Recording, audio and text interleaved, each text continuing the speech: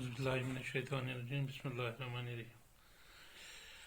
Dear students, आज हम class 11th का डिस्कवरी ऑफ प्रोटॉन पढ़ने जा रहे हैं। जैसे कि आपने देखा, इलेक्ट्रॉन जो कि जे थॉमसन ने डिस्कवर किया, उसके बाद आया गोल्डस्टीन। 1886 में उसने प्रोटॉन डिस्कवर किया। उसने क्या किया, बिल्कुल जैसे इलेक्ट्रॉन को डिस्कवर करने के लिए कैथोड रे ट्यूब पे एक्सपेरिमेंट किया, गोल्डस्टीन ने भी यही किया कि एक डिस्चार्ज ट्यूब लाया, दो तरह से एनोड फिट किए, एक तरफ से एनोड दूसरी तरफ से कैथोड, दोनों में मेटल प्लेट्स फिट किए और एक हाई वोल्टेज बैटरी के साथ कनेक्ट किया। ऊपर की तरफ से एक वैक्यूम पंप, जिससे प्रेशर डिपेंड करता है कि प्रेशर कितना इस ट्यूब में, डिस्चार्ज ट्यूब में हम रख सकेंगे।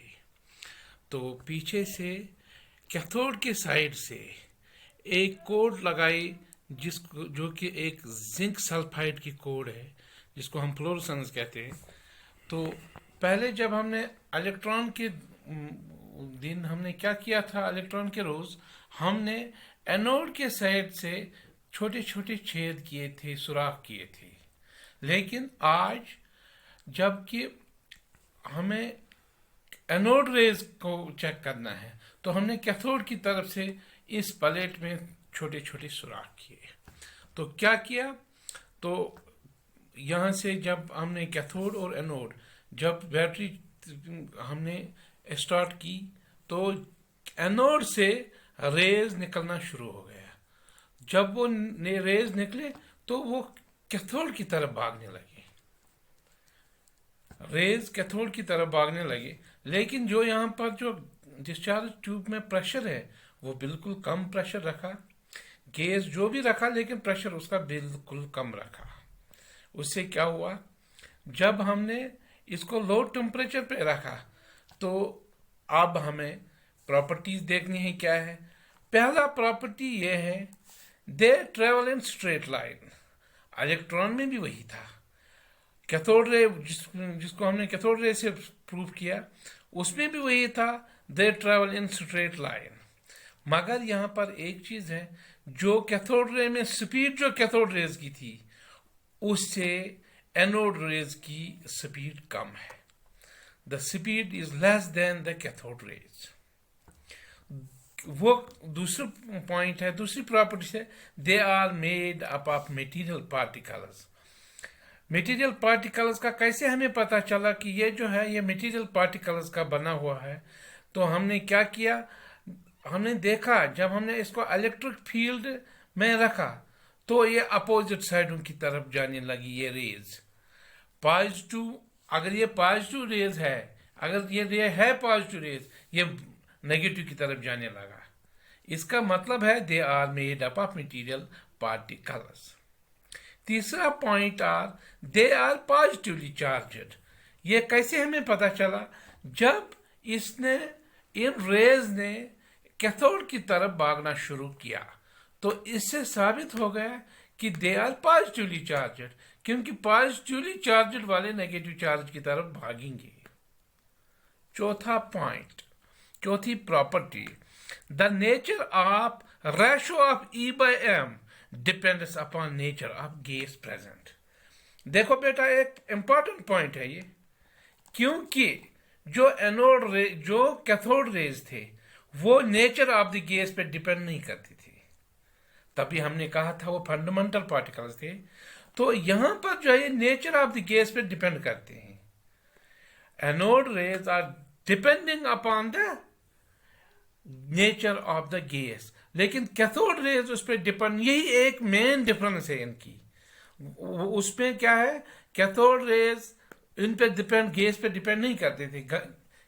हम डिस्चार्ज ट्यूब में हाइड्रोजन गैस रखते, हीलियम गैस रखते, नियॉन गैस रखते, कैथोड रेज पर कोई फर्क पड़ने वाला नहीं था। लेकिन एनोड रेज में इनका बिल्कुल अच्छी तरह से डिपेंड रहते हैं, ये उसका पूरा असर पड़ता है इस पर। जैसे कि आपको पता है, मास ऑफ इलेक्ट्रॉन हमें पता है equal to mass of proton, बिल्कुल, that is 1.6 into 10 raised power minus 19 coulombs mass of electron है, क्योंकि मास ऑफ इलेक्ट्रॉन बराबर है मास ऑफ प्रोटॉन।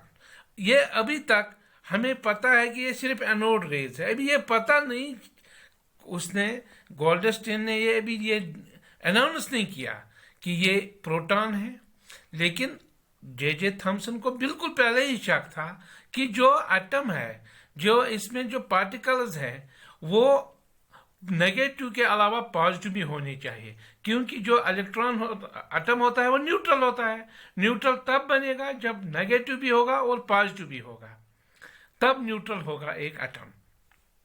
तो mass of electron E divided by E by m 1.6 into 10 raised power minus 19 divided by E by m बराबर होता है 9.58 into 10 raised power 4।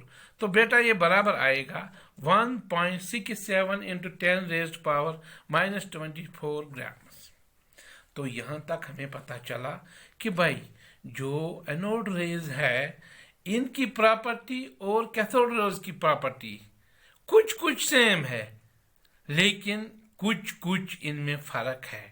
कि जैसे हमें यहाँ पर पता चला कि भाई जब एनोड रेज से रेज निकलना शुरू हो गया, जो यहाँ पर एक जिंक सल्फेट की कोड है उस पर चमक आने लगी, पार्टिकल जब टकराने लगे उसको तो थोड़ी थोड़ी चमक आने लगी। उससे हमें पता चला कि ये जो एनोड रेज है ये कैथोड की तरफ भागते हैं, और कैथोड की जो प्लेट है उससे निकल के छोटे छोटे सुराख से उससे निकल के जिंक सल्फेट को ये टकराते हैं, जैसे वहां से चमक निकलने शुरू हो गई। तो उसके बाद जब ये सारी प्रॉपर्टी हमें पता चला कि ये सारी प्रॉपर्टी प्रूफ हो गई कि ये प्रॉपर्टी इसमें है, जैसे जे थॉमसन ने कहा, तो अब इसको गोल्डस्टीन ने क्या कहा, द प्रोटॉन में बी डिफाइनेड। उसने क्या किया, उसने डिफाइन किया कि प्रोटॉन को कैसे अब हम डिफाइन करेंगे, that fundamental particle which carries 1 unit positive charge. जैसे उस पर क्या था, 1 यूनिट नेगेटिव चार्ज, इलेक्ट्रॉन पर 1 यूनिट नेगेटिव चार्ज था, तो लेकिन प्रोटॉन पर कौन सा, 1 unit positive charge, and has a mass nearly equal to that of hydrogen atom. और जो उसका मास है वो हाइड्रोजन एटम के बराबर आने लगा। तो अब प्रॉब्लम हो गई कि जब किसी एटम का मास हमने चेक किया तो मास में वेरिएशन आने लगी। इलेक्ट्रॉन को भी हमने डिस्कवर किया तो प्रोटॉन को भी, लेकिन जब हमने इलेक्ट्रॉन और प्रोटॉन को एटम में देखा उसके बाद में मास में फर्क आने लगी। ठीक है, तो जे थॉमसन को ही ये शक हुआ था कि भाई इसमें और कोई पार्टिकल है जो इलेक्ट्रॉन और प्रोटॉन के अलावा है। देखो बेटा, आज हम बिल्कुल इसको हल्के में लेते हैं, क्योंकि आज हमें पता है इलेक्ट्रॉन की नेगेटिव चार्ज है, पॉजिटिव प्रोटॉन की पॉजिटिव चार्ज है। मगर उन दिनों की बात सोचो आप, जब किसी को एटम के बारे में पता नहीं था, तो सब एटॉमिक पार्टिकल्स के बारे में कहाँ पता होता।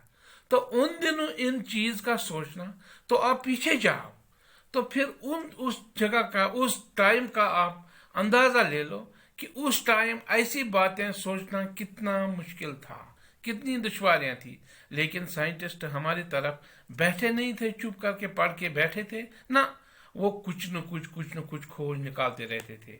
अगर एक डिस्चार्ज ट्यूब लाता था तो सब इसके पीछे, आधे तो फिर तो ये फेल कर गए कुछ एक्सपेरिमेंट्स, मगर जब फेल होके भी इनमें से कुछ न कुछ ऐसा था जो आगे जो साइंटिस्ट जिन्होंने खोज निकाला उनको उसकी जरूरत आ गई, वो काम आ गया, उनके कुछ मतलब उनकी कुछ खोज की जो बातें हैं उनको कुछ दरकार वो आ गई। लिहाजा इसी वजह से जब इलेक्ट्रॉन और प्रोटॉन डिस्कवर हुआ तो अब ये मसला हुआ कि भाई मास में क्यों फर्क आ रहा है। तो उसमें ये शक हो गया अब साइंटिस्टों को कि भाई एटम में और कोई भी पार्टिकल है, कुछ न कुछ कोई ऐसा पार्टिकल है जो इलेक्ट्रॉन प्रोटॉन के अलावा है और कोई। तो उस पर फिर खोज निकलना शुरू हो गया। मगर ये मैं फिर एक बार बोलूं कि जे थॉमसन को इलेक्ट्रॉन डिस्कवर करने की टाइम पे ही पता था कि पॉजिटिव चार्ज, उन दिनों प्रोटॉन नहीं निकला था, प्रोटॉन के पहले ही उसको पता था कि पॉजिटिव चार्ज वाला कोई पार्टिकल है, मगर इसके अलावा भी कोई न कोई ऐसा पार्टिकल है जो इसमें इन दो के साथ जुड़ा हुआ है। तो इंशाल्लाह अगले टॉपिक में हम डिस्कवरी ऑफ न्यूट्रॉन पढ़ेंगे, जो इसका तीसरा सब एटॉमिक पार्टिकल होगा। खुदा हाफिज, ऑल द बेस्ट।